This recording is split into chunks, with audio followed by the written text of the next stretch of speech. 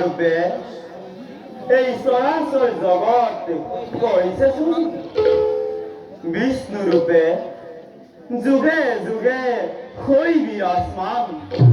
সন্তক কৰিছে পালন আৰু ৰুদ্ৰ হয় সখ্যাততে সংসাৰ মূৰ্তি ধৰি খন্তেকতে প্ৰলয়ৰ নিশাত জ্বলাই অগনি জগতত জগতত ধ্বংস যজ্ঞময় কৰি নোজনা কিন্তু